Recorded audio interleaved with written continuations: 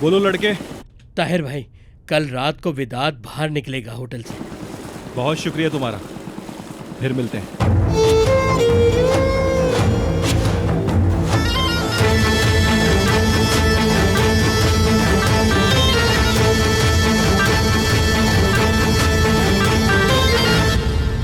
अपना मुंह खोलो बेटा।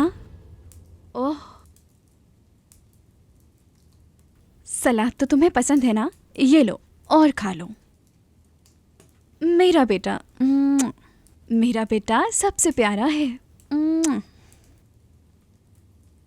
रुको, मैं थोड़ी सी और सलाद डाल देती हूँ। मम्मी, क्या मैं बच्चा हूँ? स्कूल जाता हूँ मैं। या अल्लाह, इतने बड़े भी नहीं हो गए तुम। फौज में भी चले गए तो मेरी नजर में तुम बच्चे ही रहोगे, समझे? मैं थक गया हूँ। फिर बुजुर्ग शेर वहां पर आता है, चांदी में चीखने वाले शेर को बचाता है। चलो मेरे ईद। कहाँ? मदरसे में बेटा। चलो भाई जल्दी करो, देर हो जाएगी। चलो।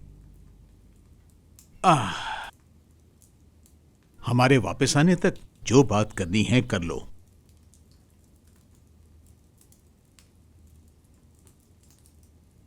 मैं कैसे बताऊंगी कि विदात उसको लेना चाहता है?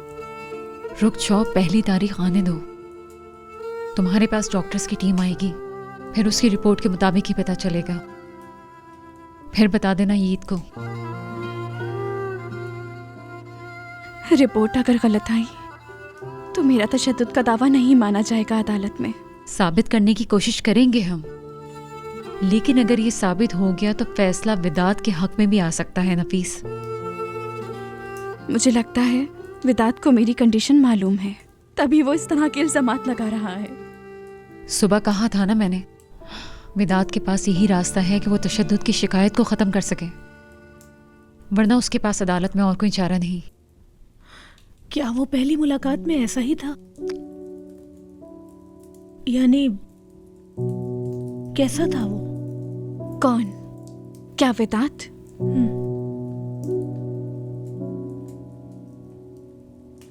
वो बहुत नरम था, समझदार था, तमीजदार, लेकिन पहले ही लम्हे उसने मुझे डरा कर रख दिया। मैंने उसके अंदर एक खूनी जानवर को महसूस किया है। मैं नहीं महसूस कर पाई।